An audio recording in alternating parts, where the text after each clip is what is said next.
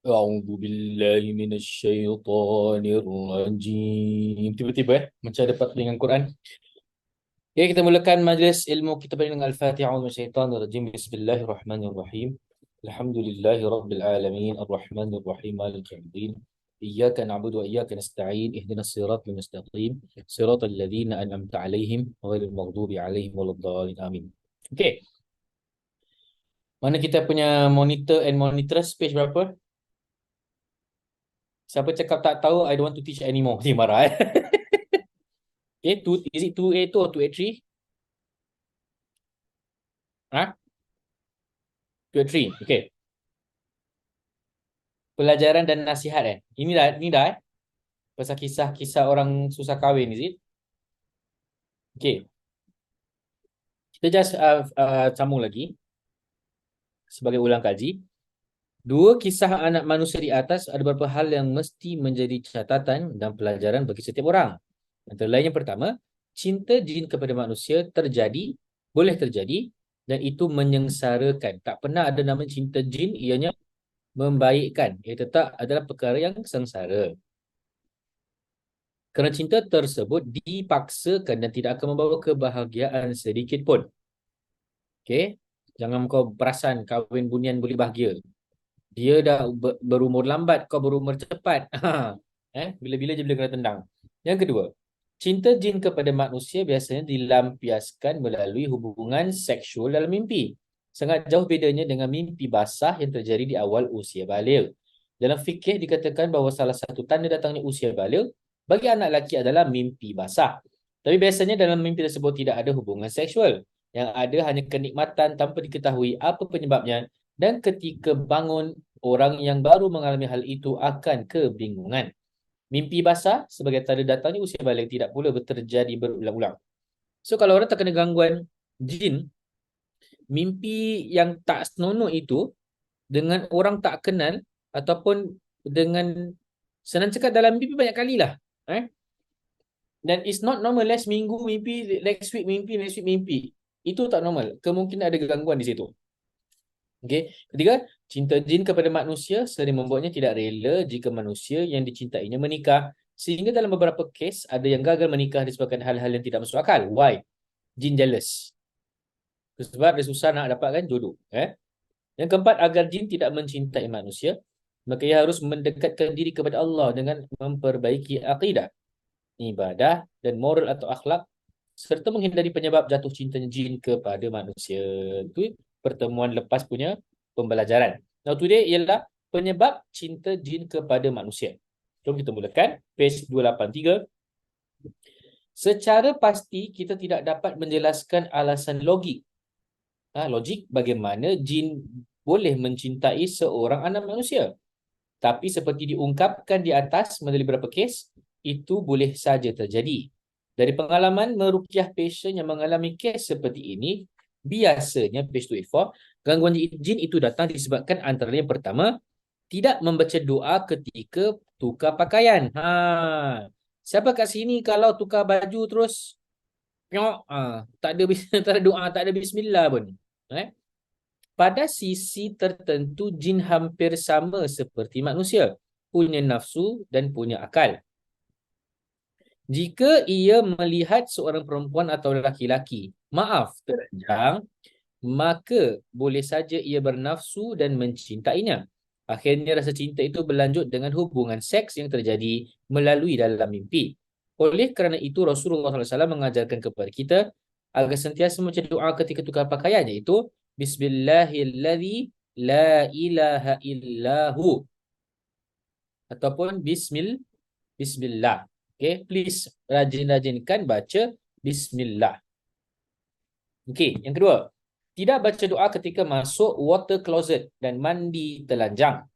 Okay, mandi telanjang ni dia tak kata orang tu hukumnya haram tapi digalakkan sunnahnya kalau mandi berkemban. Walaupun seorang diri di dalam tandas.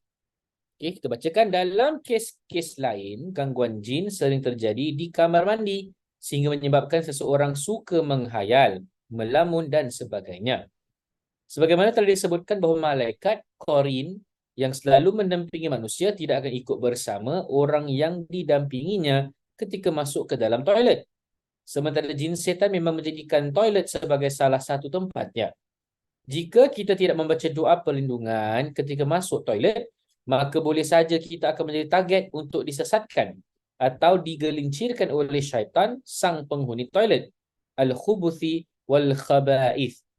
So memang ada jin-jin atau setan-setan yang confirm ditinggal dalam tandas. Iaitu khubuthi, jin jantan, khaba'ith, jin betina.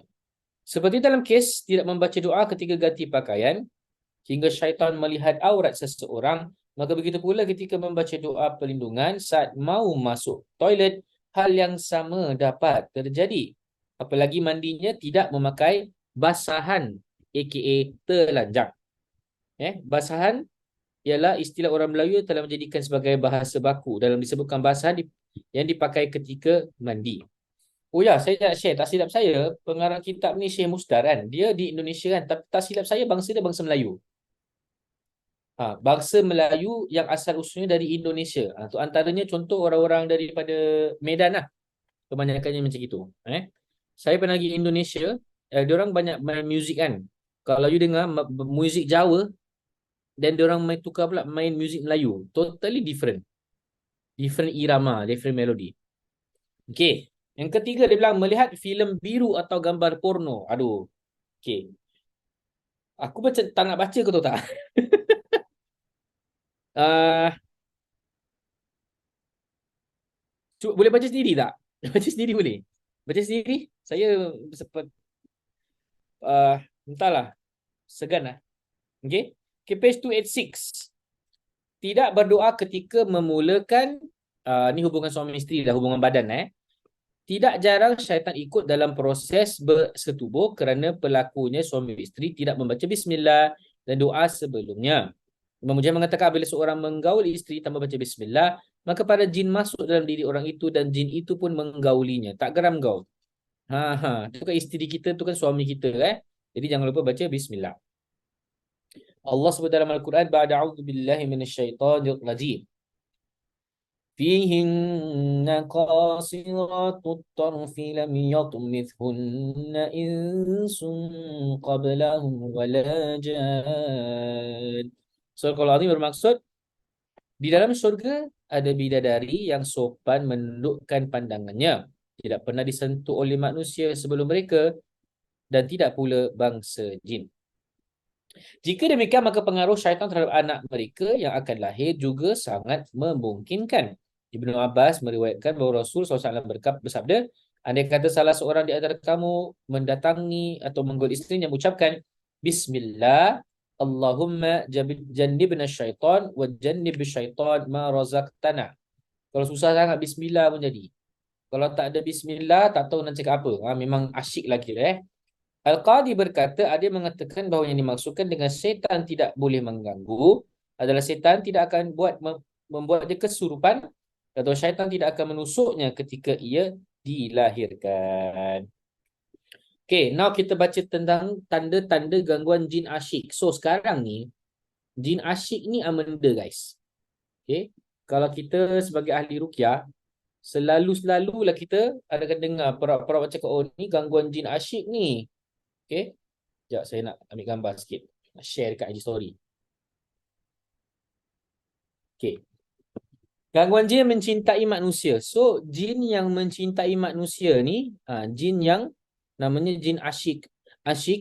Asyik-asyiknya bercinta. Itu lagu dangdut, jangan salah. So, dia bilang kat sini, jin yang mencintai manusia memiliki beberapa tanda atau ciri-ciri yang terdapat pada manusia yang dicintai oleh jin. Antara lain yang pertama, suka melajang ataupun membujang, tidak mau menikah. Tanda sahaja, tak semestinya betul lah. So kalau ada siapa kat sini yang lebih prefer jadi single, maknanya dia gangguan jin asyik. Tak. Kadang-kadang dia ada trauma kan. Dia trauma relationship. Takut pula nak berkahwin dengan orang yang salah. Kita pula main hentam jin asyik, tak kahwin. Oh, ini jin asyik ni. Jangan sembarang. Okay. Jin selalu mempengaruhi agar orang yang dicintainya tidak mau menikah dengan siapa pun.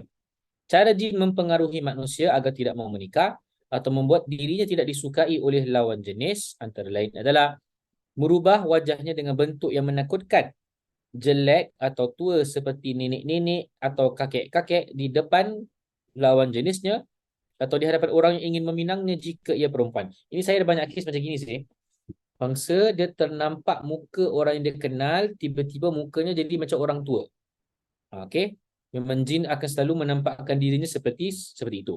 Yang kedua, menjadikan seorang perempuan di hadapan laki-laki bersikap aneh atau berperilaku buruk seperti suka marah tanpa sebab atau membesar-besarkan masalah kecil, suka maki orang lain dan sebagainya. Hal yang sama juga terjadi pada laki-laki jika yang mencintai jin perempuan. Sifat ini akhirnya menjadi tabiat atau karakter yang melekat pada dirinya sehingga dia dijauhi oleh lawan jenisnya. Okey. Yang seterusnya menimbulkan hal-hal yang aneh dan berbahaya pada orang yang berusaha menikahi perempuan yang dicintainya, seperti membuat gila seorang laki-laki yang meminang gadis yang disukainya, bahkan mencelakakannya atau membunuhnya. Ini berdasarkan banyak kes yang berlaku mungkin di Indonesia, nak kahwin je macam-macam hal terjadilah. Seterusnya tidak suka membicarakan masalah pernikahan, bahkan tidak mahu bercerita tentang lawan jenis. Jika laki-laki, ia tidak suka berbicara tentang perempuan. Dan sebaliknya perempuan pun demikian. Jadi saya lihat Syekh Musdar ni, dia pandangannya tu mengatakan kalau yang bersuka sama sejenis tu kemungkinan tu ada gangguan jin. Wallahu a'lam. Hanya sekadar pandangan beliau. Next, bagi perempuan yang sudah menikah, page 288, kadang jin yang mencintainya membuat suaminya tidak bisa memberikan kepuasan seksual. Demikian juga laki-laki yang dicintai jin bisa mengalami hal yang sama sehingga membuat impotensi atau ejakulasi dini. Apa orang panggil tu dalam bahasa orang putih, premature ejaculation. Tujuan jin adalah agar rumah tangga pasangan suami isteri hancur dan kemudian bercerai selama-lamanya. Okey, saya cakap kalau betul ada masalah tenaga batin, maka ubatnya adalah jumpa doktor, makanlah suplemen-suplemen yang natural. Okey. Hai, apalah tajuk ni betul aku tak suka betul lah. Okey. Nombor 2, mimpi basah. Aduh, paksa baca kan. Page 288. Mimpi basah disebabkan oleh gangguan jin yang mencintai seorang manusia. Boleh terjadi pada orang yang belum menikah dan juga pada orang yang sudah menikah. Ada juga mimpi basah yang menjadi tanda masuknya seorang remaja pada usia balik. Tapi dalam mimpi itu hanya melakukan pengantar seperti ciuman, pelukan dan sebagainya. Tidak sampai melakukan hubungan seks secara total. Sedangkan dalam mimpi basah disebabkan oleh gangguan jin terjadi hubungan seksual secara total dari awal sampai akhir. Perbezaan lain dari mimpi basah biasa dengan mimpi basah gangguan adalah mimpi basah biasa terjadi dalam kondisi tidur lelap yang mendalam. Mimpi basah gangguan jin terjadi dalam kondisi antara tidur dan jaga. Oh, okey, betul-betul. Tandanya tu dia rasa macam pre-conscious. Nak kata tidur, tak tidur juga. Nak kata tak tidur pun tidak. Sehingga terasa nikmat layaknya hubungan seksual di waktu jaga. C. Merasa ada sosok yang lain menemani, selalu rasa diperhatikan. Orang yang dicintai oleh jin selalu merasa ada sosok yang menemaninya di dalam kamar, di saat tidur atau ketika memulai tidur. Bahkan sampai merasa seperti dipeluk atau diulus, diraba dan sebagainya. Tapi begitu matanya terbuka, tidak ada seorang pun terlihat di dalam kamar tersebut. Saya ada kes yang macam ini juga. Next, terlalu banyak tidur. Hubungan seksual antara manusia dan jin selalu terjadi di saat tidur seperti mimpi. Maka tidak heran jika orang diganggu oleh jin selalu nak tidur. Padahal dia penat. Kita nampak orang banyak tidur je ada gangguan jin. Okay, next. Page 289, mimpi menikah. Ada yang sampai mimpi menikah, bahkan punya anak, sebagaimana kisah Bang Mul yang telah disebutkan. Bang Mul ni yang kita baca last week, kes tu. Next, suka menyendiri, tidak mau bersosialize atau mengurung diri. Ini salah satu tanda adanya gangguan jin pada seseorang, bahkan gangguan itu boleh berasal dari jin yang mencintainya. Okay, Alhamdulillah. Now, ini part apa ni? Kerana disakiti manusia zulm. Oh, kita masih mengapa jin mengganggu manusia. So, pasal cinta ni dah settle jin asyik ni semua. So, sekarang kita nak tanya yang kedua. Kenapa jin ganggu manusia? Antara tanda yang kedua disebabkan disakiti oleh manusia. Dan rata-rata banyak kes gangguan adalah disebabkan apa? Disebabkan disakiti oleh manusia, jin tu revenge. Okay. Dalam literature tentang dunia jin atau ruqyah, hal ini sering diungkapkan sebagai salah satu penyebab gangguan jin kepada manusia. Contoh menyiram air panas atau melemparkan benda keras ke dalam toilet, ke tempat sampah, ke tempat yang gelap, menebang pohon dan sebagainya dapat mengenai dan menyakiti jin. Tanpa kita page 290 sadari atau tanpa disengaja, ia boleh terjadi. Okay, itu sebab jangan sembarang-sembarang je kalau kita ni nampak benda nak sepak, nampak benda nak pegang kan. Tahu-tahu kalau tak sengaja terkena gangguan jin. Okay, page 290. Jika perbuatan itu dapat mengganggu jin, maka hal itu mengajarkan kepada kita agar hidup teratur dan tidak sembarangan melemparkan benda atau membuang sesuatu tidak pada tempatnya. Namun, hal itu juga jangan sampai membuat kita merasa takut untuk melakukan sesuatu yang semestinya kita lakukan. Next, jin yang merasa disakiti lalu melakukan balas dendam. Biasanya adalah jin jahat, jin kafir atau jin fasik. Kerana di tempat-tempat tersebut, mereka selalu tinggal. Sedangkan jin Muslim yang taat dan soleh, jin soleh bukan solehan, lain tahu. Jin soleh jelas tidak mau bertempat tinggal di toilet atau di tempat sampah. Anda kata jika mereka merasa disakiti, mereka juga akan memaafkan dan tidak membalas dendam. Mengganggu kerana jin Muslim yang soleh dan taat menyadari bahawa manusia memang tidak dapat melihat mereka. So, logiknya mereka akan menjauhi tempat-tempat yang yang biasa dijadikan manusia sebagai tempat pembuangan atau menjauhi tempat-tempat manusia melakukan aktiviti yang dapat membahayakan mereka. Jadi, kalau masuk tempat yang tak ramai orang, dalam masuk hutan ke apa, kena hati-hati. Next, gangguan jin terhadap manusia kerana mereka merasa disakiti. Banyak terjadi di tengah masyarakat berdasarkan pengakuan pasien ruqyah yang pernah ditangani. Akan tetapi, fenomena seperti ini jangan sampai menimbulkan keyakinan yang salah sehingga merosak akidah. Seperti meyakini adanya penunggu suatu tempat yang harus diberi penghormatan dengan menyediakan sesajen, tumbal dan persembahan lainnya. Merasa suatu tempat angker, seram dan menakutkan sehingga munculkan sikap paranoid merupakan sebab lainnya dapat menjadi pembenaran bagi jin untuk mengganggu manusia. Kononnya lah kau pernah dengar orang dulu suka semah rumah? Kan? Semah rumah tu kan? Semah tu kalimah menunjukkan kasih makan jin. Okey? Oh, kononnya macam ada penunggu rumah, kita bagi dia makanan-makanan. Itu sebenarnya membuatkan kita senang diganggu jin. Atau contoh meletakkan tangkal dalam rumah. Bila masuk dalam rumah tu tengok tangkal tu dia nama jin. You are inviting them. Bukan pasal awak buat benda tu konon membuatkan dia orang jauh, padahal dia orang semakin dekat. Okay. Now, penyebab ketiga, kenapa jin mengganggu manusia ialah kerana mengganggu manusia tanpa sebab. Ini lagi brutal. Okay, iseng.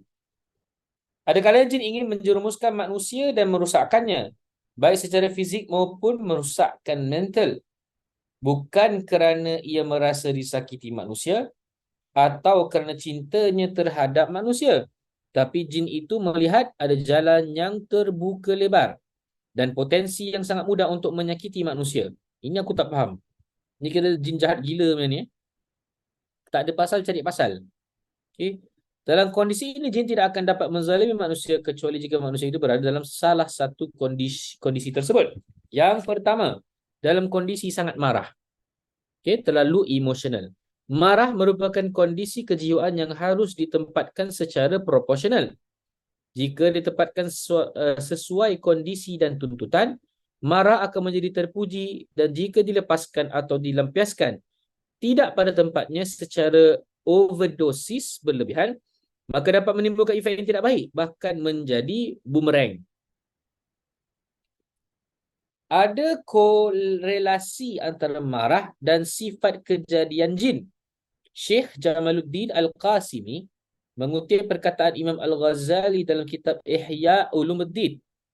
Menulis dalam salah satu bukunya, ketahuilah bahawa kekuatan marah tempatnya di hati.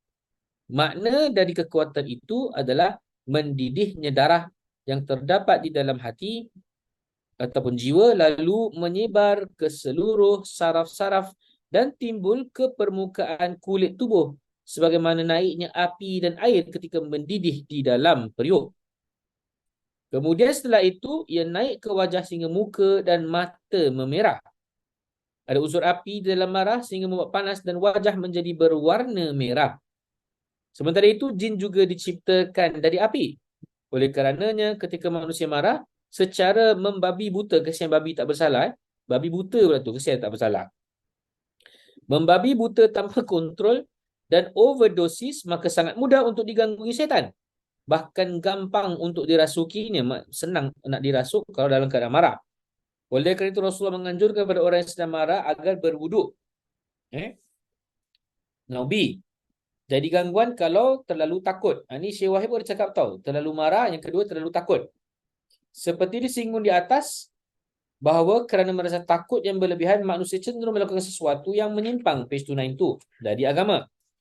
Kerana merasa khawatir yang berlebihan, dirinya, keluarganya, atau tempat usahanya, tempat kerja, diganggu setan, baik setan jin maupun setan manusia.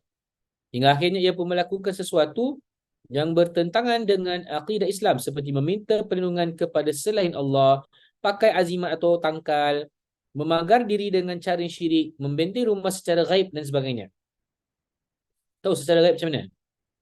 Kan? Engkau terkeluar aku ingus. Pak, keluar ingus semua tahu. Aku heran orang yang buat rawatan hembus-hembus tu kan. Tak keluar ingus pula. Itu masalahnya. Itu adalah cara yang tak betul. Ada satu rawatan. Korang, kalau awak pergi dekat YouTube tu, nama rawatan dia rawatan Sunan Kalijaga. Pernah tengok? Tak pernah Okay, okay, okay, okay. I want to show you guys Sekejap kejap I check dulu. Mana ni YouTube?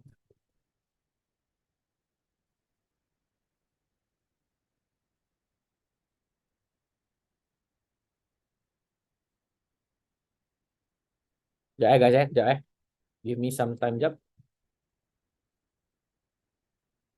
Ni dia. So I'm going to share screen sekejap. Nampak? Nampak tak? Nampak Okay. Tengok video dia sikit. Shorts. Pemusnah sihir jahat fitnah dajjal akhir zaman. Jangan kau yang dajjal je. Na'udzubillah. Sekejap Islam jarak jauh. Jarak jauh. Kau tengok ni guys. Saya try ambil. Mana ni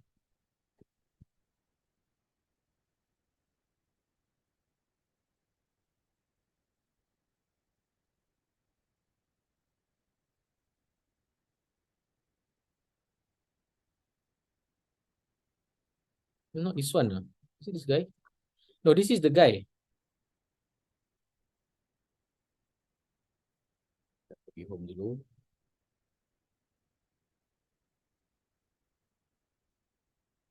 Terbaru.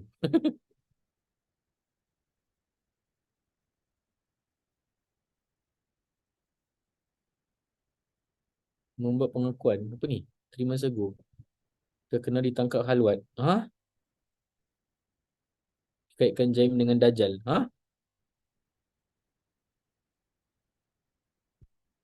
Kejap. Okay. Dia Singaporean tau guys. Dia pergi Malaysia, tu jadi famous.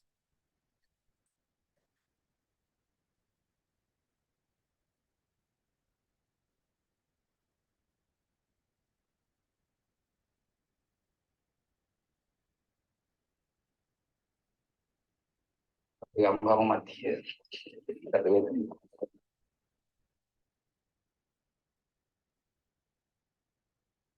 Berapa? Asyhadu an la ilaha illallah wa asyhadu anna Muhammad rasulullah. Bismillahirrahmanirrahim. Assalamualaikum warahmatullahi wabarakatuh. Bunyi Selamat salam pun tengah sama. hari. Hari ini 31 Julai 2023. Datang menuntut ilmu. Tolong. Okey. Berasa dia.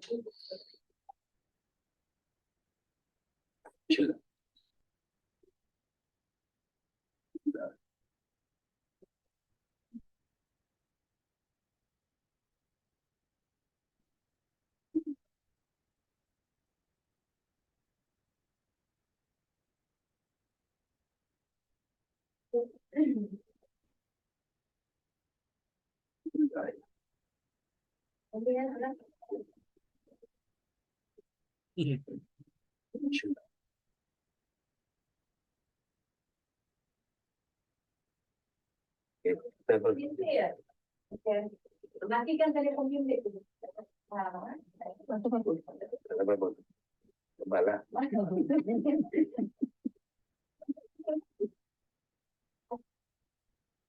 Yang sipola-sipola ni saya tak nak cakap ilmu tak bagus. Cuma saya tahu dia ada pakai kadam, tak elok.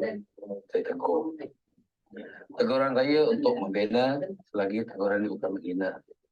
Jadi kedua kakak kamu dah belajar, dia lebih arif. Tak saya cakap saya. So, you guys nampak sendiri salah satu cara dia kan? Okay, mana lagi? Sekejap kita cari lagi. Jin Afrid mencabar Tabib Adam. Okay, jom. Jin Afrid tau, mungkin. Audio ni you guys dengar juga kan? Audio.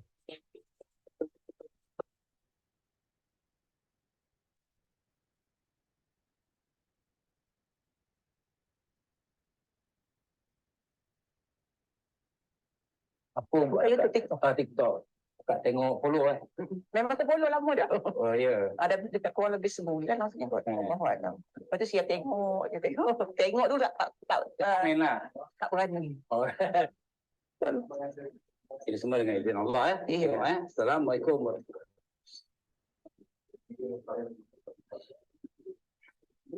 Betul string je. Siapa kamu?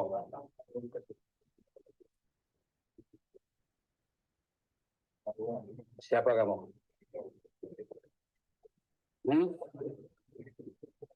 Siapa kamu? Wah, Hah? keluar balik dia. Saya nak berbual yang dalam, maka jangan saya. Salahnya dia saya tu dia keluar, dia skrip je. Itu dia saya nak buat. Abang dengar tadi kan? Dia marah. Ya. Kak jangan layan kak. Saya nak berbual yang dalam tadi. Akak katakan nak tahu. Ya, saya nak tahu. Saya Akak cuma zikir Allah, Allah, Allah. Okay? saya Dia nak jadi apa biar kita tahu. okey. Bismillah. Jadi biar dia bercakap sendiri. Lepas tu bila saya keluarkan keris tadi baru akak tengok nanti. Keris Tengok, habis saya dah tengok pun sebenarnya. Tapi jangan tutup mata. Okey? Zikir Allah, Allah, Allah. Tangan tak terlalu tu. Yang biasa. Dia macam pengantin. Tengok awak je lah ya. Okey. Assalamualaikum warahmatullahi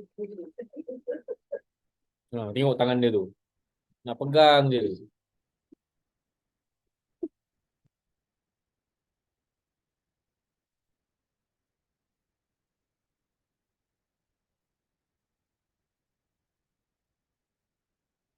Kau tak rasa tarik keris ni Cik.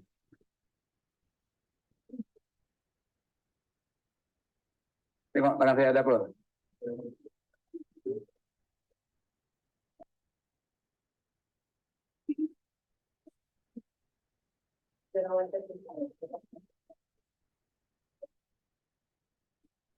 Itu apa? Hmm? Itu apa? Dah tengoklah keris ni. Kenapa panjang sangat? Mana saya tahu. Dia kan pendek ni.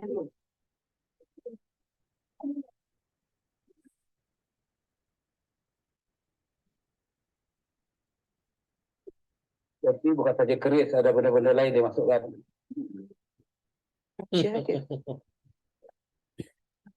Kakak ni pun boleh percaya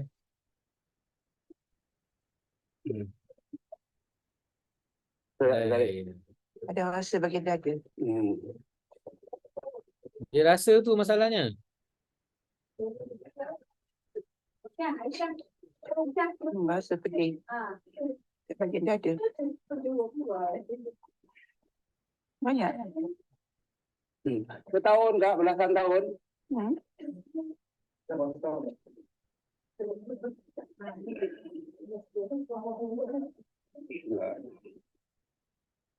Saya kalau tengok ni adalah entertainment lah. So, you rasa tu ruqyah yang syar'i tak? Pergi tengok video-video yang lain. Okay, dah. Tak apa. Bismillah. Sambung lagi.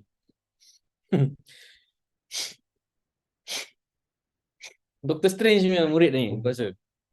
Marvel ni. Okay, bismillah. Mana lagi tadi? Page 3292. Okay. Kenapa jin masih berganggu? Disebabkan tanpa sebab dalam keadaan rasa takut. Okay. Kerana merasa khawatir yang berlebihan, dirinya, keluarganya atau tempat usahanya diganggu setan. Hingga akhirnya dia melakukan sesuatu bertentangan dengan akidah Islam seperti membenteng rumah secara gaib. Faham tak kalau rawatan gaib tu macam mana? Macam itulah. Saya ada satu klien, dia marah kerana saudara dia bawa geng-geng tadi tu datang rumah rawat rumah.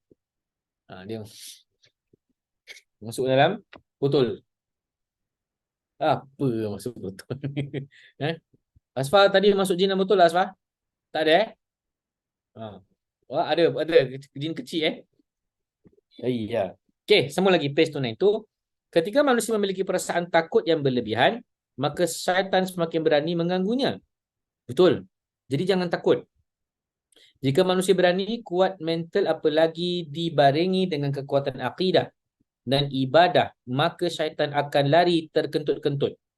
Saya nak share je lah, baru-baru ni saya rawat dekat Wood Square tau, kedai kat Wood Square ni dia ada jual barang-barang fashion lah. Saya tak ada siapa, saya sampai pendekkan cerita, saya tengok-tengok, saya tanya, okey, so far dalam kedai ni ada tak barang jatuh sendiri? Tiba-tiba botol 1.5 liter tu, dia ada banyak air, satu terjatuh. Tak ada angin, tak ada apa. Lepas tu, owner of kedai punya bapa, Ustaz, dia bilang, saya nampak ada tengkorak hitam kat luar tingkap tu tengah ketawa-ketawa joget-joget. Mati aku ni pakcik reflect juga lah macam ni. Nampak macam gini. Either that atau mungkin pakcik tu diganggu lah, nampak seperti macam itu. Kemudian saya teruskan baca ruqyah. Guess what happened lepas tu? Nothing happened. Means dia dah tunjuk gangguan tu seawal-awal mungkin kerana sebenarnya dah takut.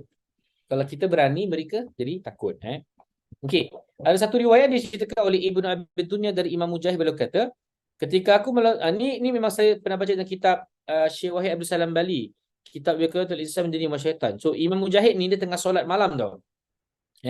Tiba-tiba makhluk seperti anak kecil berdiri di depannya. Jadi memang betul kalau ada gangguan kadang-kadang rupanya seperti budak kecil.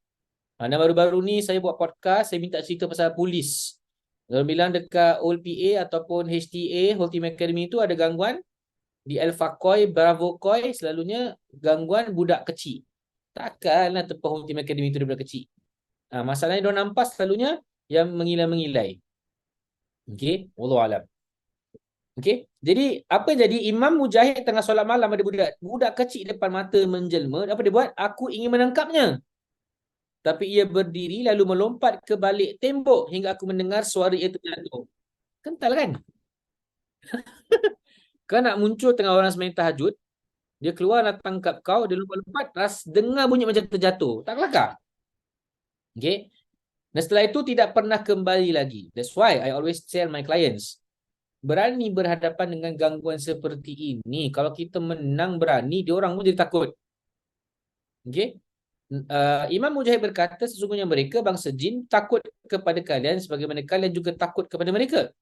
Dan riwayat lain yang juga berasal dari Imam Mujahid. You guys tahu tak Imam Mujahid itu siapa? Periwayat hadis periwayat hadis. Beliau berkata, syaitan lebih takut kepada salah seorang kalian. Oleh kerana itu, apabila ia menampakkan dirinya kepada kalian, maka janganlah takut sehingga ia dapat mengalahkan kalian.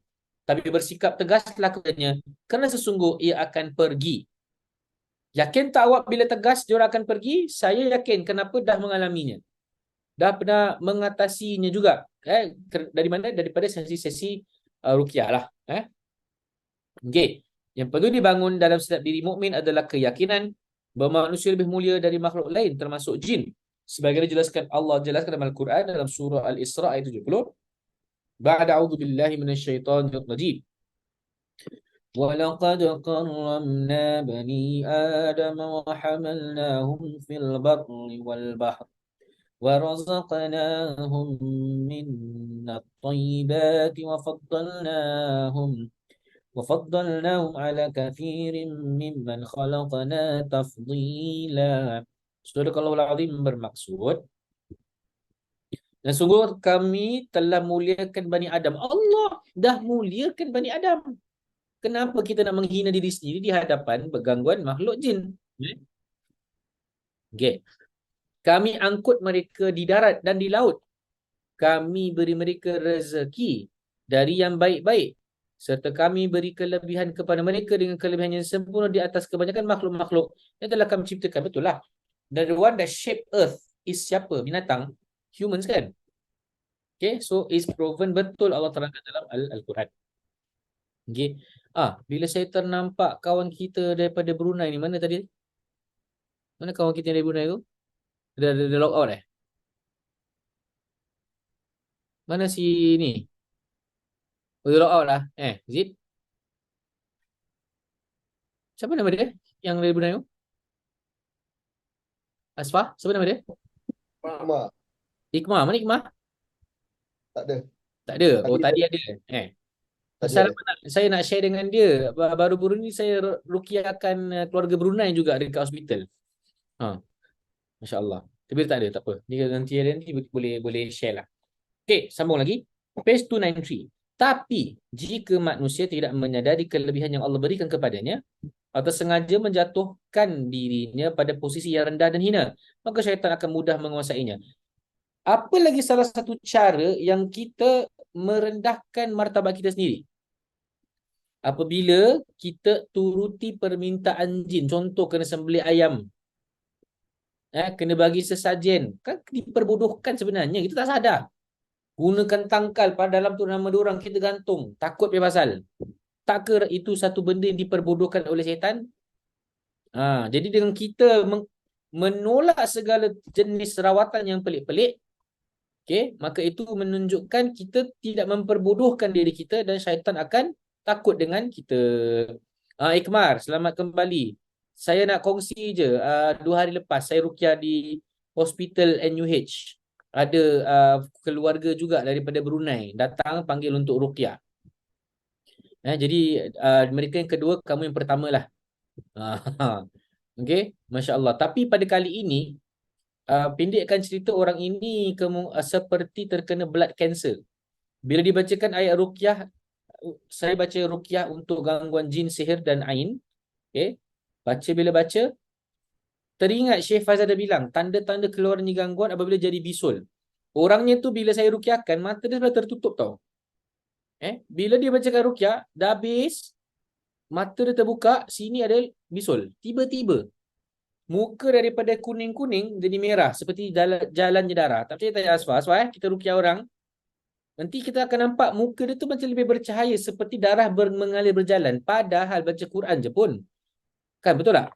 Itu kelebihannya dan kehebatan ayat Al-Quran para nak cakap apa? Para sakura kan, para murid-murid sekalian. Okey, jom sambung lagi. Dalam kondisi nafsu syahwat memuncak lagi. Aduh. Ini korang baca sendirilah. Saya nak baca part D. Dalam kondisi sangat lalai dan pikiran kosong. So far, apa ni? KAA dah 3 klien Brunei. Kita dah 3. Kau baru rawat orang Brunei 1. Masya Allah. Iqmah bawa kita pergi Brunei lah. Kita buka cawangan kat sana. Ruqyah Syar'i Okey. Sambung lagi. Yang D paling bawah. Tak apa, kita hantar Iqmah je kat sana. Iqmah bawa ruqyah kan. Okey. Jadi kita dah belajar. Yang pertama, syaitan senang rasuk kalau dalam keadaan marah, betul? Yang kedua, dalam sangat terlalu takut, paranoid. Ketiga, syahwat memuncak. Pointer saya pergi baca sendiri. Yang keempat, tengah pikiran kosong dan lalai. Dari sekian banyak sebab masuknya jin ke dalam tubuh manusia, baik jin yang datang sendiri kerana melihat potensi manusia yang cukup layak untuk diganggu, atau jin yang dikirim melalui sihir, hipnotis dan sejenisnya. Faktor kelalaian page 294 dan pikiran kosong merupakan hal yang dominan sebagai penyebab gangguan jin pada manusia. Jadi jangan kosongkan minda tak buat apa-apa. Always keep yourself busy. Tengah buat sesuatu kerana minda tu tengah fokus melaksanakan sesuatu. Okey. Kerana kelalaian dan kekosongan fikiran manusia dari mengingat Allah hingga ia jauh dari ibadah dan zikir, yang akhirnya membuka peluang bagi syaitan untuk mengganggu dan menggodanya. Siapa di sini bila mula zikir mula menguap? Angkat tangan. Baca la ilaha illallah wahdahu la syarika lah dalam kereta, alhamdulillah kullu syai'in. Oh, menguap keluar air mata. Siapa? Tak nak mengaku Kalau jadinya macam itu, maknanya awaklah syaitan. Tak. Gurau. Kalau jadi gitu kemungkinan penat atau kemungkinan kalau dah tegas, dah bertenaga tapi masih macam itu, bermakna kena biasa-biasakan. Takut-takut yang membuatkan kita boring adalah bisikan syaitan. Faham? Bila ajak zikir je dia ngantuk, jadi malas. Cuba kalau dengan lagu lain. Okey. Faktor-faktor kelalaian fikiran manusia disebabkan oleh kondisi kejiwaan mental yang lemah, tidak kuat menghadapi persoalan hidup, tidak percaya dengan takdir, materialistik atau mengukur hidup selalu dengan materi. Wasanti dari Germany baru masuk Okay. Hidup dengan materi, dan yang paling dominan adalah kerana kurangnya pemahaman agama yang benar sehingga jauh dari nilai-nilai Islam. Jadi agama kita jauh, itu dia je dah simple reason untuk berlakunya gangguan. Sekejap pun dah 8:45. Tu pasal Ustaz Kurafat. Ustaz Kurafat mana satu? Asfah? Yang Facebook. Mana satu? Yang kau cakap dah red flag. Ustaz. Ustaz yang songkok merah tu. Oh, refleks besar tu. Orang dengar Pusat Rawatan Al-Idrus. Again, I don't want to comment karakter dia, but I comment cara dia lah. Saya betul-betul tak setuju dengan cara seperti itulah. Bukan ruqyah yang namanya 100% syar'i. Dan dia lebihkan selawat daripada baca Quran. Kan? Selawat bukan ruqyah utama. Yang ruqyah utama bacaan Al-Quran. Ada dalil menunjukkan selawat itu ruqyah? Tidak. Tapi ada dalil Rasulullah baca Quran untuk ruqyah. Bukan saya mengatakan selawat tak boleh. Memang boleh. Tapi Qurannya mana? Okay? Korang kena tengok balik yang Prince Smith punya case tu lah kat YouTube. Okay? Okay guys, dah 8:45. Kita break sekejap selama 15 minit boleh? InsyaAllah. Dan kita kembali pada jam 9 bersama saya Ruknuddin Zainur. Sekian. Assalamualaikum warahmatullahi taala wabarakatuh.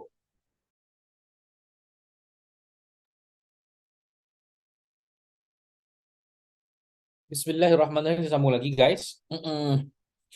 Dia. Kesedihan dan frustration awal musibah. Okey. Persoalan hidup yang dihadapi oleh manusia memang kompleks. Tapi sebenarnya itu semua merupakan proses pendewasaan. Pengalaman mendewasakan kita kan. Iaitu memang pendewasaan terhadap jiwanya. Kematian anggota keluarga, putus asmara. Bahasa dia betul. Putus asmara guys. Heartbroken. Business bankrupt. Okay, ni faham Jabatan yang diambil alih orang lain. Pekerjaan kita dari orang lain. Isteri atau suami yang mengecewakan. Ambisi yang tidak tercapai. Obsesi yang tidak kesampaian. Dan beban mental lainnya sering membuat orang frustration. Sedih yang berlebihan dan melamun atau menghayal sehingga ia lepas kontrol. Akhirnya ia larut dalam kesendirian atau menutup diri dari orang lain. Memendam masalah. Hilang percaya diri. Tidak percaya kepada sesiapa pun. Dalam kondisi seperti ini, sangat memungkinkan sekali bagi jin untuk merasukinya. Oh, no wonder. Especially bila orang kehilangan someone kan. Dia punya arwah siapa meninggal gitu Hingga bisa membuat kondisinya lebih parah seperti gila. hilang ingatan, ketawa sendiri, menangis atau marah tanpa sebab, ya atau penyakit mental lainnya. Tapi tidak semua penyakit mental disebabkan oleh gangguan jin. Kan? Setuju sangat. Jadi kalau ada perawat yang sikit-sikit ain ni kan, tak baca buku agaknya tau. Ada yang murni penyakit jiwa kerana adanya prasangka kebencian, rasa permusuhan, kecemasan hebat hingga jadi panik, impuls seks, rasa rendah diri, delusi, harapan-harapan, kesusahan dan lain. Okay, bermakna satu benda yang terjadi yang menyebabkan dia terus terjejaslah kesihatan mentalnya kan. Kumpulan unsur-unsur ketidaksedaran ini, apabila page 295 negatif sifatnya, beroperasinya sering mengganggu ketenangan batin, mengganggu keseimbangan jiwa dan integritas kehidupan psikis. Oleh kerananya orang kemudian menjadi cemas, bingung, panik, takut, putus asa dan lain-lain. Selain sebab-sebab masuknya jin ke dalam tubuh manusia yang telah disebutkan di atas, Syekh Muhammad Ibn Abdullah Al-Imam menyebutkan sebab-sebab lainnya. Yang pertama, kenapa jin mengganggu kita? Yang pertama, kerana jin ingin memenangkan pertarungan abadi antara dua makhluk. Pertarungan apa? Antara manusia dengan syaitan. Kan dalam surah Fatir tu kan, ayat 6, sesungguhnya syaitan adalah musuh bagi kamu. Maki pula aku nak cakap maka jadi maki pula maka jadikan ia musuh. Kerana sesungguhnya syaitan itu mengajak golongannya hanya agar mereka menjadi penghuni neraka yang menyala-nyala. Ketika jin mengetahui bahawa telah terjadi permusuhan antara bapa manusia itu Adam dan bapa jin iblis, okey, maka ia pun berupaya untuk mengganggu manusia demi memenangkan pertarungan dengan cara merasukinya. Bermakna jin yang ganggu ni memang kenapa kau gasuk? For no reason, I believe. Oi, orang ajar gila si jin macam ni. Okey. Yang poin kedua, kerana manusia mempelajari buku-buku sihir. Banyak di antara umat Islam yang ingin dianggap sakti atau hebat, lalu membeli buku-buku sihir dan buku-buku mentera untuk dipelajari, baik secara otodidak maupun kepada orang lain, sehingga jin-jin pun merasukinya. Bahkan tidak jarang jin-jin itu mengaku sebagai malaikat yang datang untuk membantu merealisasikan cita-cita mereka, jadi menjadi orang sakti. Mereka pun menyebutnya dengan istilah khodam dan sebagainya. No such thing. Tak ada namanya malaikat nak tolong kau. Yang tolong kau ni adalah jin. Malaikat dengar perintah Allah Subhanahu Wa Taala. Okey. Sebab lain juga ketiga. Kerana adanya kesepakatan antara tukang sihir dan jin untuk merasuki manusia yang menjadi target sihirnya. Menurut Syekh Muhammad Al-Imam, masuknya jin ke dalam tubuh manusia, page 296, disebabkan sihir merupakan sebab yang paling masyhur, paling diakui kebenarannya berdasarkan ayat sihir yang terdapat pada suratul Baqarah. Walaupun ada kesamaan antara kesurupan yang disebabkan jin tanpa sihir dan kesurupan yang disebabkan jin melalui sihir, tapi ada perbezaan di antara keduanya. Kesurupan yang disebabkan jin tanpa sihir biasanya disebut dengan al-mas, bukan as-sihr. Soalan, apa beza al-masu dengan as-sar'u? Okey. Okey, al-masu dengan as-sar'u. Apa bezanya? Yang pertama al-masu, yang kedua as-sar'u. As-sar'u, kejang-kejang otot. Boleh jadi disebabkan rasukan jin ataupun kemungkinan bukan. Okey, al-masu memang sentuhan syaitan. Sama ada rasuknya secara total atau rasuk secara juz'i, partial. Okey? Okey. Nah, kalau sihir macam mana? Dalam berlakunya sihir ada tak al-masu? Yes, kalau berlakunya sihir boleh jadi al-masu, boleh jadi as-sar'u. Cuma kena tepat tanda-tanda sihirnya itu, faham? Macam mana nak tahu tanda-tanda sihir? Itulah kena belajarlah. Salah satu kitab yang memang Muiz lepaskan untuk belajar. Kitab Fiqh Ruqyah. Tu buku lagi satu yang Syekh Musdar dah berikan saya untuk ajar. Saya dah ajar satu batch dah. Mana tahu lepas ni kita belajarlah Fiqh Ruqyah tu. Kat situ memang ada banyak macam mana nak identifikasi gangguan sihir. Okey. Baik, teruskan. Poin keempat, kerana disuruh oleh tukang sihir. Selain disebabkan keinginannya sendiri, jin juga boleh mengganggu kerana diperintahkan oleh manusia. Ya. Ada orang hati busuk guys, tak boleh tengok orang lain bahagia. Tak boleh tengok kita berjaya. Dia nak cara kasar, tak boleh jatuhkan, dia pakai cara halus. Jumpa bomoh, kau hancurkan siapa-siapalah, kan? Okey. Jin yang diperintahkan oleh tukang sihir untuk mengganggu manusia dengan berbagai macam bentuk gangguan tentu punya kepentingan juga. Jin suruhan tidak akan mau bergerak jika tidak ada wang pelicat alias konvensasi dalam bentuk kekufuran atau pelanggaran akidah. Means tak akan ada diorang nak ikut selagi mana kita belum buat benda yang berdosa. Faham? Syekh Said Ahmad Abdul. InsyaAllah November saya dengan Asfah kita nak pergi Jawa lah. Di tempat Banyumas, tempat Syekh Faizal Hidayatullah. Saya dengan dia akan pergi sana selama 3 hari 3 hari 2 malam kita belajar dengan Syekh Faizal dan juga ni Syekh Said Ahmad Abdul. Yang lagi satu doktor apa nama dia tu. Cuma flight tiket belum beli. Nak kena beli siang-siang ni. Okay. So doakan insyaAllah. Kalau ada kesempatan tengoklah saya interview Syekh Faizal ke apa kan. Dah alang-alang kat sana carilah ahli-ahli ruqyah yang dahsyat-dahsyat ni kan. So Syekh Said Ahmad Abdul menyebutkan bahawa ada akad antara jin dan tukang sihir yang mereka sepakati. Tentu yang disepakati adalah suatu perbuatan yang harus dilakukan oleh tukang sihir sebagai bentuk balas jasa yang dilakukan oleh jin.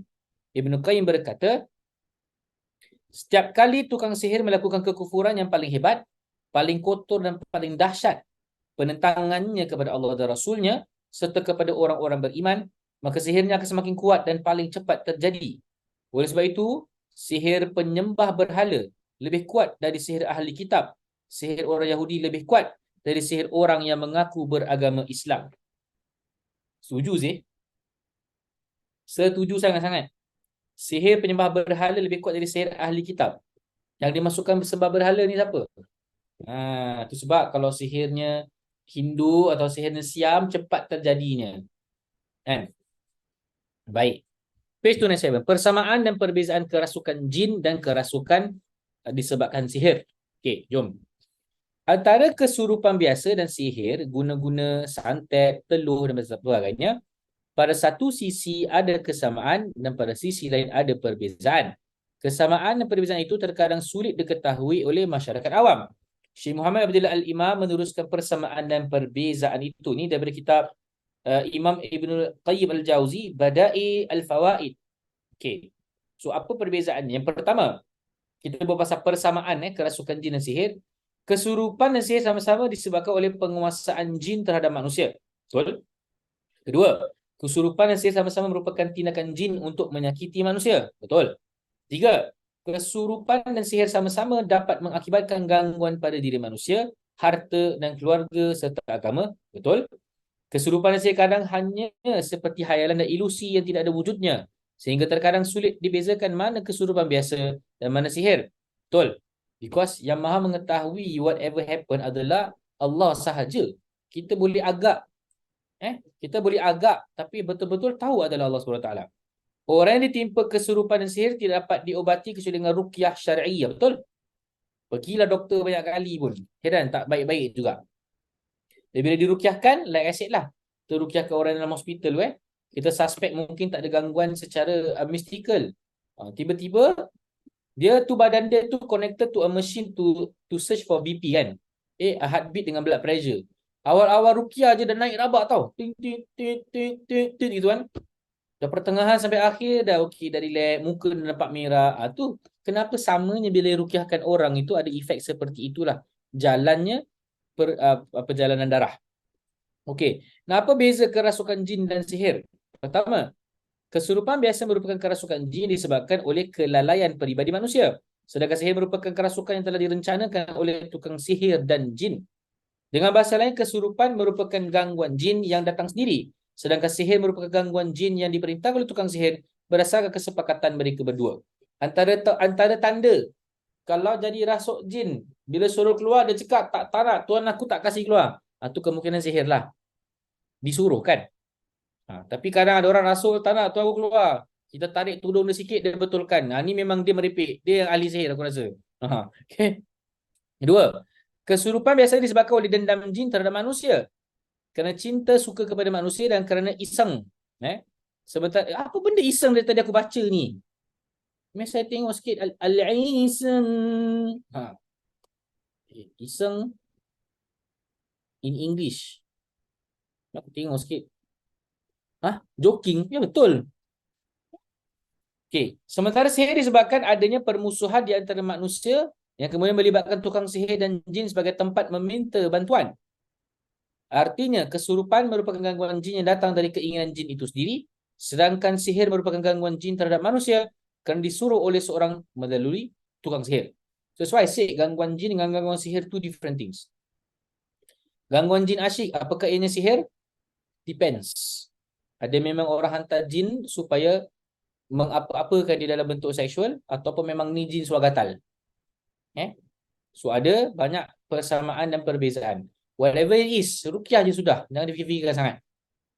Apa penyebab siapa hantar kan? Saya menyampah kalau nak berbual macam itu. Dua ada banyak peruqyah syar'i memang cakap macam itu. Syekh Wahid pun cakap. Imam Ruqyah dia bilang, kalau jadi tanya siapa yang hantar, apa agama dia, apa sebab dia, berapa ekor bersama engkau. Kalau saya tanya Asfar, malas nak layan. Kita baca je, biar dia tersakit sendiri. Okay.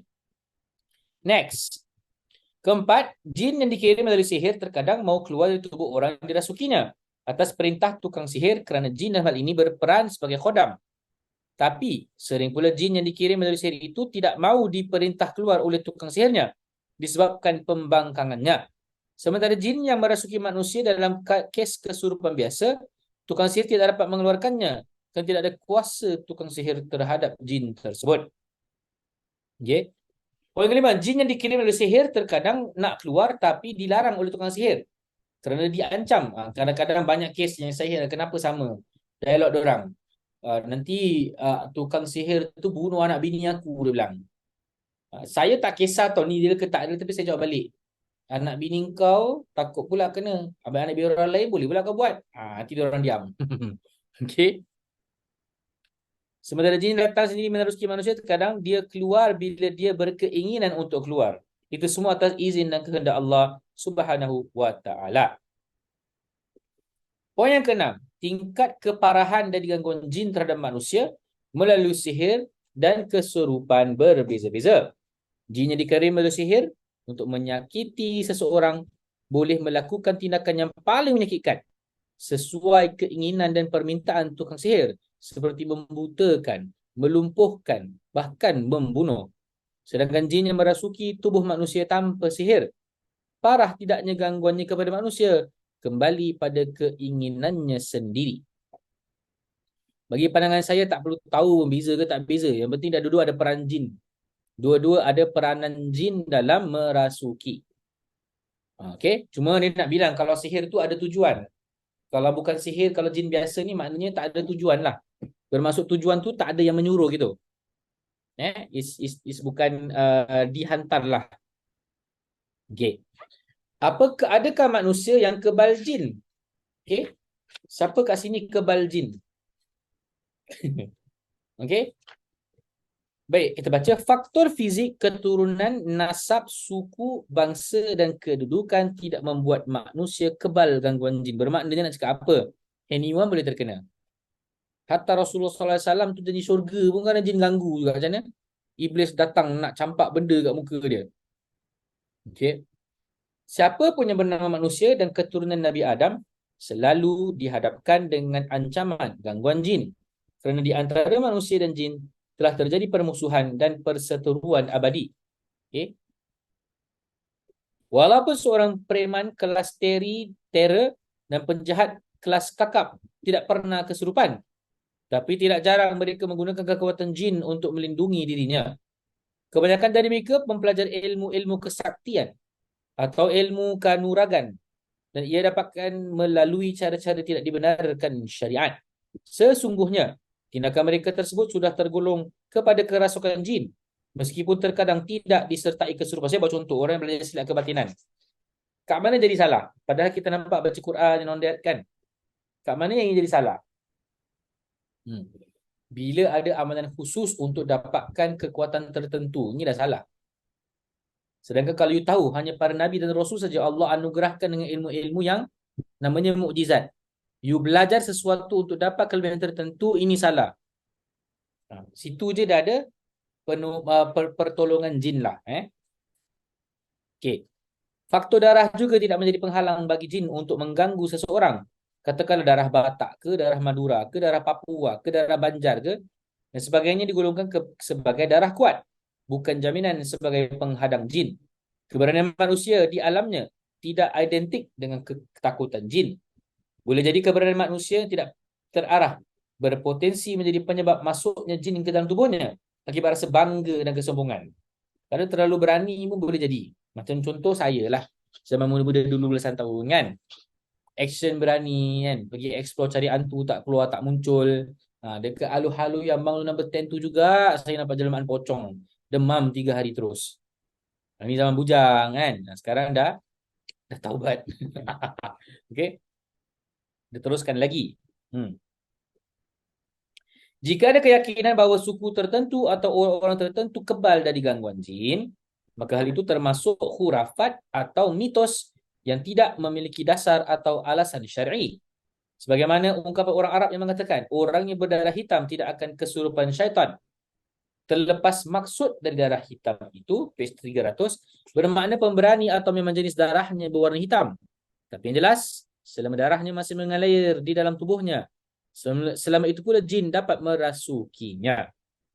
Jika maksud darah hitam itu adalah jenis warna darah, maka itu rentan terserang penyakit kerana darah hitam identiti dengan darah kotor. Ada ungkapan orang berdarah hitam tidak akan kesurupan, atau suku fulan, preman dan sebagainya tidak ada pernah kesurupan. Dibantah dengan hadis Rasulullah sebut, inna syaitan yajri min ibn Adam majrad dam. Okay, siapa-siapa ahli peruqyah kat sini hafal hadis ni. Inna syaitan yajri min ibn Adam majrad dam.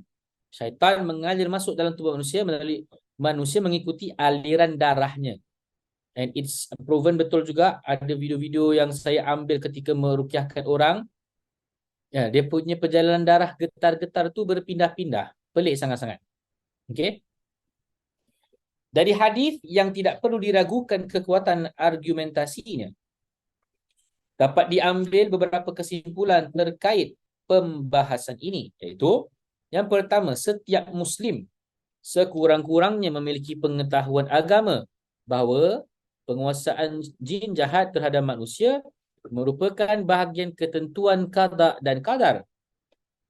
Tidak ada manusia yang dapat menolak adanya fenomena kerasukan jin itu. Bermakna sesiapa sahaja boleh terkena gangguan. Betul? Ingat peruqyah tak ada. Kita pun ada juga. Kita ada bahagian kita juga. Yang kedua, penghalang paling ampuh terhadap penguasaan jin terhadap manusia adalah sikap istiqamah di dalam syariat dan selalu berzikir kepada Allah yang jelas dan dilandasi dengan akidah yang benar. Bukan zikir-zikir yang minta kelebihan-kelebihan tertentu, tapi zikir ikhlas puji Allah. Itu bezanya. Untuk zikirlah 70 kali untuk jadi kuat.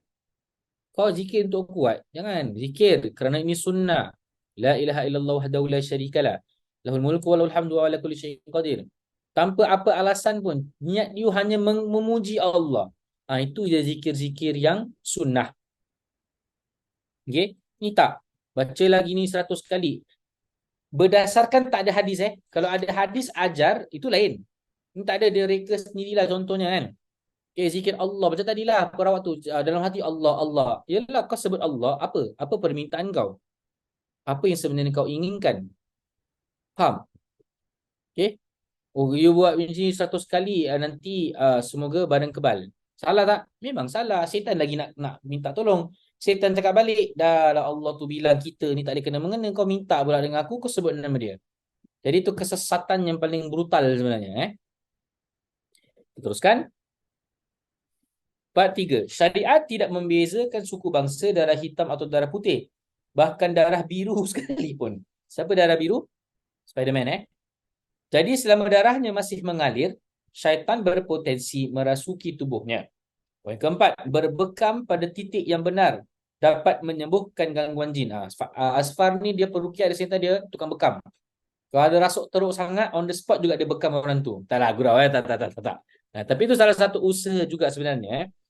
Baik gangguan kesurupan biasa maupun gangguan sihir. Salah satu fungsi bekam adalah mengeluarkan darah kotor yang telah terkontaminasi oleh racun. Kemungkinan besar jin berada pada darah-darah yang kotor itu kerana jin suka berdiam diri pada sesuatu yang kotor. Tu baru fikir balik tu juga Patient saya, klien saya yang datang daripada Brunei tu, dia terkena blood cancer. And doktor tak dapat kesahkan cancer dia tu which stage. Wallahu ta'ala alam. Kita ruqyah ada perbezaan. So I said, saya bagi dia ayat ruqyah untuk gangguan jin sihir dan juga ayat ruqyah untuk mengatasi gangguan ain. I said to the wife, bacalah hari-hari. You semua nampak bila kita baca ada perbezaan kat situ. Wallahu a'lam, mungkin terkena gangguan Okay, now sekarang kita masuk gejala gangguan jin. Ni bermakna kita akan belajar tanda-tanda gangguan. You buka page 303, page 304. Ni semua ada tanda-tanda gangguan jin. Okey. Page 301 masih. Kita sekarang buku ni ada sampai page 500. Agak-agak bila kita boleh habis Agaknya setengah tahun lah agaknya tapi saya bersemangat lah walaupun berapa orang di sini ni.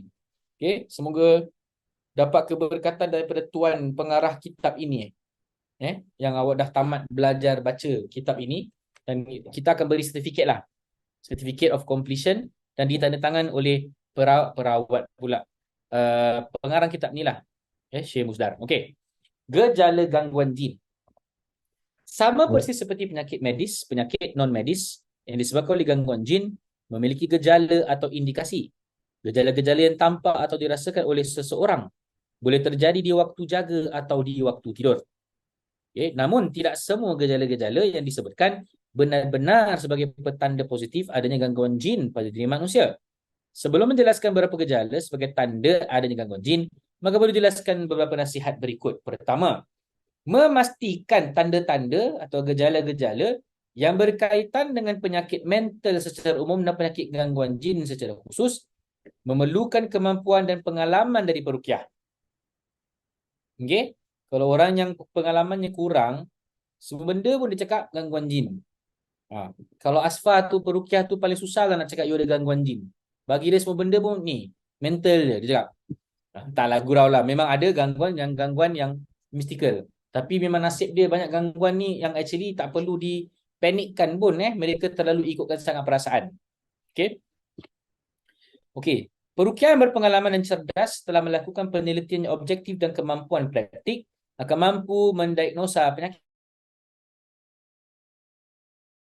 Setelah itu ia dapat memastikan terapi dan ubat yang berguna untuk menyembuhkan pasiennya. Syekh Abdullah bin Abdul Rahman Al-Jibrin, again ni salah seorang peruqyah yang handal ni. Syekh Wahid Abdul Salam Bali punya guru ni, Syekh Jibrin. Pernah ditanya tentang masalah ini, beliau menjawab, dimaklumi bahawa seorang peruqyah yang sudah sering menghadapi kondisi itu dan dijadikan sebagai rujukan untuk menangani orang yang kesurupan dan terkena sihir, serta mampu memberikan terapi yang sesuai dengan penyakit. Sesungguhnya ia akan mengetahui berapa jenis penyakit kejiwaan sesuai dengan pengalamannya. Bagi pandangan saya memang beza. Asfar, kalau kita rawat orang yang ada mental, selalunya tak ada efek kan? Tak ada efek. Kadang ada tunjuk efek, tapi efek tu fake. Efek itu fake. Rasukan itu fake. Macam mana Ustaz tahu rasukan tu fake? Macam mana nak cakap One day bawa kamera bagus lah, buat dokumentari, korang tengok sendiri. Okay? Okay, sambung lagi. Semua itu ia ketahui melalui gejala-gejala yang tampak pada pasien, seperti perubahan pandangan kedua matanya. Okay. Ni pun sama juga tahu. Orang kalau rasukan jin, look at the pupil kat dalam ni, mata kita kan warna dia brown, dalam tu hitam kan? Orang rasuk jin, dia hitam, bulat semua terus. That's one sign. And ni bukan peruqyah Islam je yang cakap. Kalau you nak tahu pasal ruqyah Kristian, exorcism, tu pun one of the signs. Okay? Dan Christianity ni bagusnya, kalau nak jadi tukang exorcist, kena dapat approval from Vatican City. Ada body yang governing. Kalau peruqyah, saya tak tahu siapa yang govern. Kan badan agama pun kadang-kadang tidak govern bab ruqyah, betul? Kena tabi Adam fikir macam mana tu? Dia cocok dah macam Mr. Strange. Mr. Strange pula Doctor Strange, Okay. Jadi sambung lagi dia bilang pucat atau merah pada tubuhnya. Gejala-gejala itu tidak diketahui page 30 tu semua peruqyah. Kadang-kadang ada yang mengaku tahu tapi kenyataannya tidak sesuai dengan pengakuannya kerana berdasarkan pada prasangka semata, bukan keyakinan. Wallahu a'lam bissawab. Syekh Usama bin Yasin. Siapa Usama bin Yasin? Again, dia known as Syekh Abu Al-Barrah. Okay, antara orang yang saya ingin bertemu satu hari nantilah. Hari tu hampir bertemu tapi tak dapat. Jadi kita belajar dengan Sains Imam Abdul. Dia bilang, memperingatkan dalam hal ini seorang peruqyah harus berhati-hati dengan intervensi keluarga pasien dalam memastikan penyakit dan sumber keluhan pasien tanpa dasari pengalaman dan kemampuan di bidang ini. Kadang banyak di antara pasien dan keluarganya merasa yakin bahawa dirinya diganggu jin atau sihir berdasarkan gejala atau tanda yang pernah terjadi pada orang lain. Sebaliknya juga terjadi. Ada yang benar-benar diganggu oleh jin tapi dianggap stres atau mengalami gangguan mental. Dengar tu Asfa. Muncul pertanyaan, apakah gejala gangguan setiap orang sama? Syekh Jibrin menjawab pertanyaan ini, ruqyah pada semua orang hampir sama, tapi membezakan penanganannya diketahui oleh peruqyah dan ada tanda-tanda yang membezakannya. Tapi play safe kita di Singapura, orang yang menghadapi gangguan isu mental, dianggap part of perkara yang di-acknowledge di Singapura. Contoh, apa Singapura di-acknowledge kalau you pergi doktor, sir, I think I have rasukan jin lah. Singapura iktiraf tak? Tak kan? Tapi when we play safe, ini kemungkinannya ada gangguan mental. You need to go for psychiatric assessment. Is that a better choice? That is a better choice. Pasal, jangan tak pasal-pasal dia terjun. Because my peruqyah advise me, no need to go doctor. Kita ada peruqyah macam itu. Ada peruqyah yang name peruqyah syar'i. Yang tolak semua benda medical ke mental ke semua ain, dia bilang. Kalau dia terjun, kau jadi the main suspect because tak kasih makan ubat, kau siap. Because this happen to, kalau you guys tengok dalam The Exorcism of Emily Rose. That one is based on a true story. The Exorcism of Emily Rose. Padri masuk jail kan? Because menghalang patient daripada makan ubat. Dia bilang, dia ni kena rasukan jin, bukan disebabkan gangguan skizofrenia atau gangguan mental. Bagi pandangan kami, kedua-dua kita jalan sekali. Betul? Arah mental dan juga arah mystical. Okay, next. Tidak selamanya orang yang menderita gangguan jin atau sihir memiliki gejala tertentu. Artinya, ada orang yang tidak punya keluhan apa-apa, baik secara fizikal maupun mental. Tapi ketika diruqyah ternyata ada gangguan jin. Ini one sign. Bermakna dia bukan jenis kena macam ni. Macam sakit dia dah lama. Kadang-kadang dia baik, okey je. Pop, tiba-tiba rasuk. Saya banyak kes macam itu. Tak pernah kena rasuk. Baca Quran, baca ruqyah, pop, tiba-tiba rasuk. Tu maknanya yes, gangguan jin. Okay. Orang seperti ini biasanya pernah terlibat dengan ilmu-ilmu kesaktian, tenaga dalam dan sejenisnya. Okay. Contohnya, dia pernah belajar sekejap je. Tapi efek dia datang later on. Ini banyak. Ini banyak orang yang terkena gangguan disebabkan ini.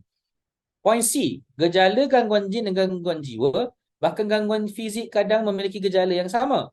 Oleh kerana itu harus dipastikan ada tidaknya gangguan medis melalui diagnosis doktor, ahli, spesialis, agar kemudian dapat dilakukan ruqyah syar'iyah sebagai deteksi untuk mengetahui ada tidaknya gangguan lain yang bersifat non-medis. 303. Seorang pasien sebaiknya melakukan konsultasi kepada seorang ulama atau peruqyah yang memiliki kapasitas syar'iyah untuk memastikan apakah gejala yang dirasakannya benar atau gangguan medis. Jadi ahli-ahli ruqyah expert ni, dia betul-betul pentingkan pengalaman dan keahlian.